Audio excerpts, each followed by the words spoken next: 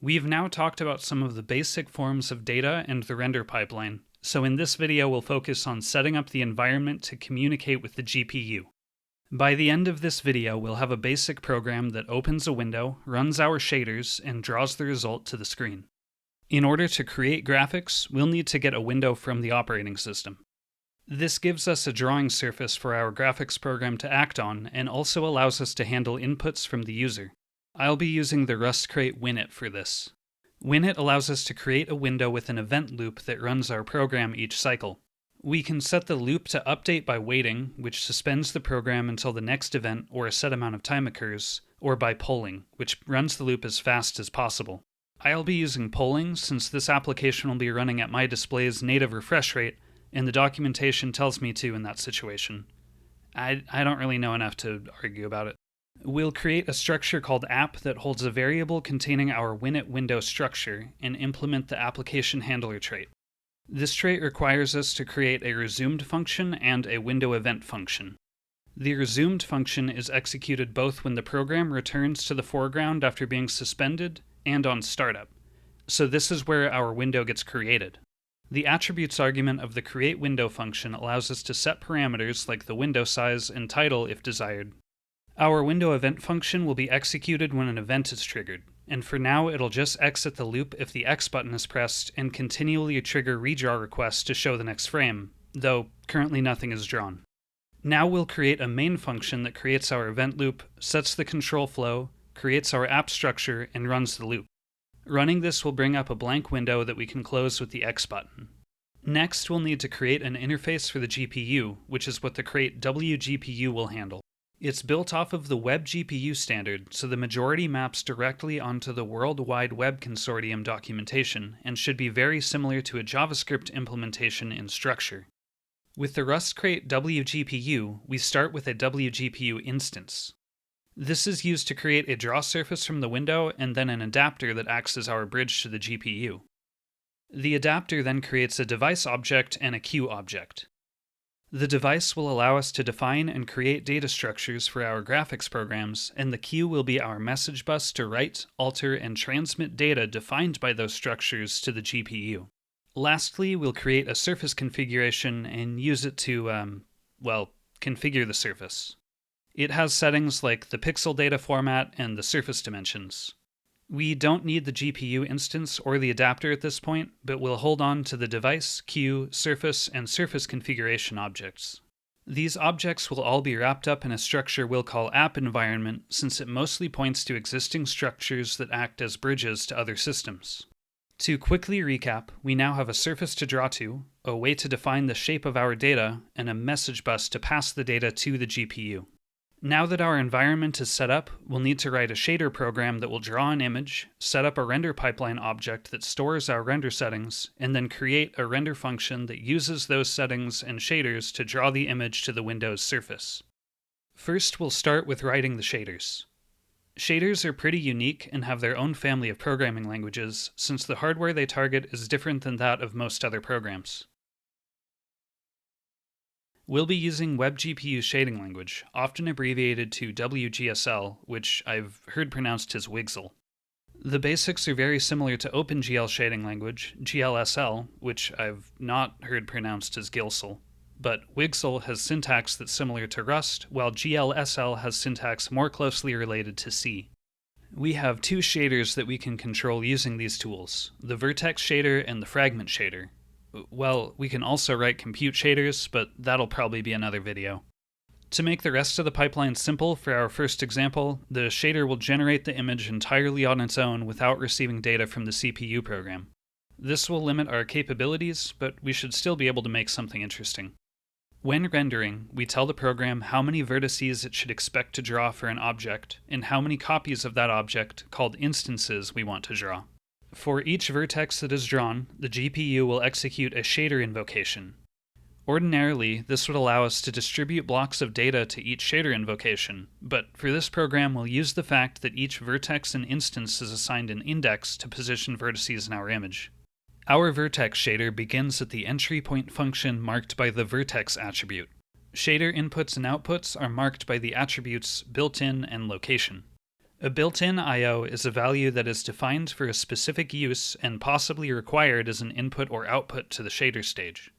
We'll be using the built-in vertex index and built-in instance index values for our program, which will allow us to bind the vertex and instance indices to variables to use for calculation. These values both take the form of unsigned 32-bit integers. We're also required to include a binding to the built-in position value in our output so that our final vertex positions get built into triangles, rasterized, and interpolated into fragments. The output also expects the position to be in a homogeneous coordinate system, which means it is a 4-dimensional vector made up of x, y, z, and w. The w can be thought of as a scaling factor and divides the x, y, and z coordinates at the end of the shader stage.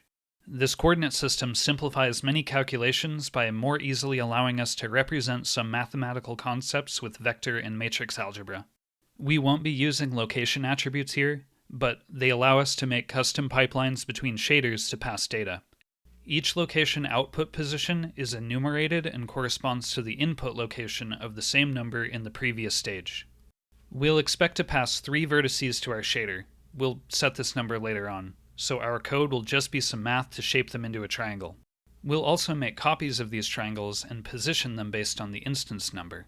The next step is the fragment shader, which, similar to the vertex shader, has its entry point marked with the fragment attribute.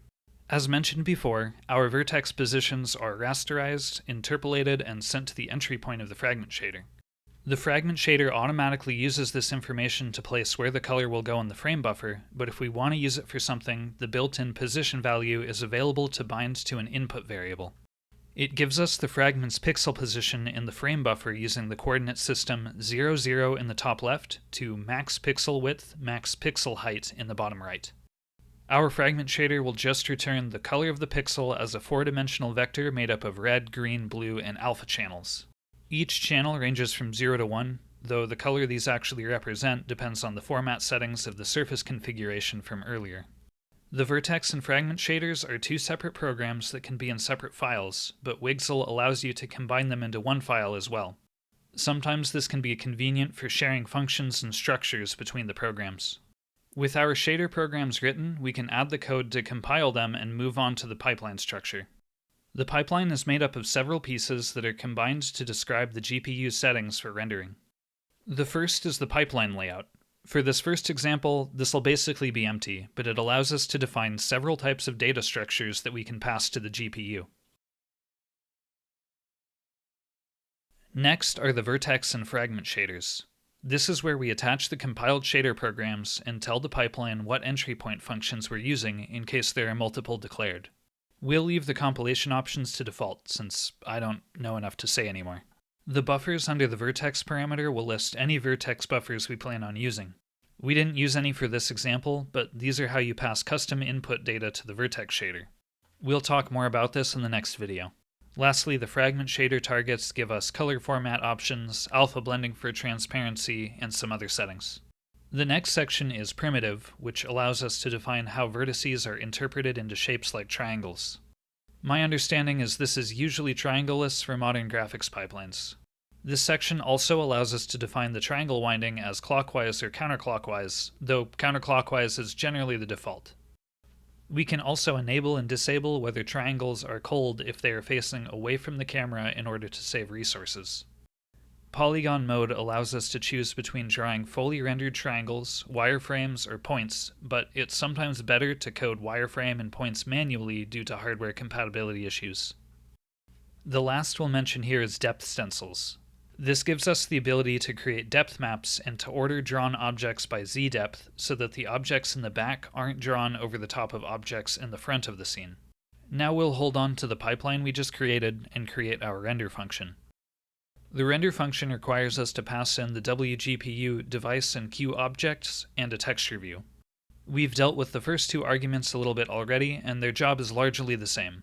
The device will create the data structure that holds the messages we'll pass to the GPU, and the queue will act as our bus to send those messages. The third parameter, texture view, is the target that we'll be rendering to. Put simply, a texture is a collection of image data that's generally mapped onto some geometry. A texture structure in WGPU is the texture image data and some data about the texture that the program may need to interpret the image data. A view, in my understanding, is a handle to a subset of a larger block of memory or data. I imagine it's named this way because we're looking through a window or a view into a larger memory buffer that allows us to see the block that we want to interact with. My possibly flawed understanding is that a texture view is the subset of the texture and texture metadata that acts as the handle for us to draw texels, texture pixels, to the texture. In our example, we'll eventually get the surface texture from our window, create a texture view from that surface texture, and pass that to our render function in order to draw to the window.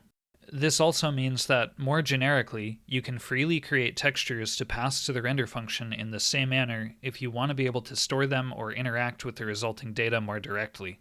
To write our render function, we start with an encoder that will record our render pass options and setup commands.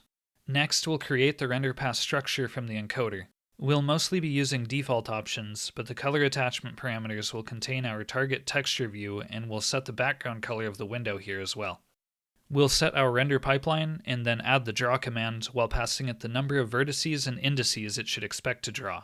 After we add our commands to the encoder, we'll need to drop our render pass from the scope by either encapsulating it in brackets or using the drop function. If we don't, the encoder will still be borrowed and won't be free to execute the finish function when we add it as a parameter in the queue's submit function.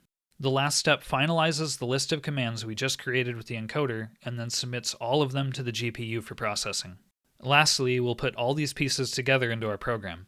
We'll initialize the structures we just finished writing in our resumed function and store them in our app structure. The last thing we need to do is add our render function to the match case that handles redraw request events. There's a few layers to unwrap to get our window surface texture, but once we have it, we'll use it to get a texture view to pass to our render function as a draw target. With that, we have the basics for a graphics program, and we can draw triangles to the screen. In the next video, we'll talk about the different types of buffers we have access to send data between the CPU program and shaders. If you want to support me, there's a Patreon in the description, but it's my goal to keep things free to access and free of advertisement regardless of whether you do or not. Thanks for watching. I hope you found this useful or at least interesting, and we'll see you in the next one.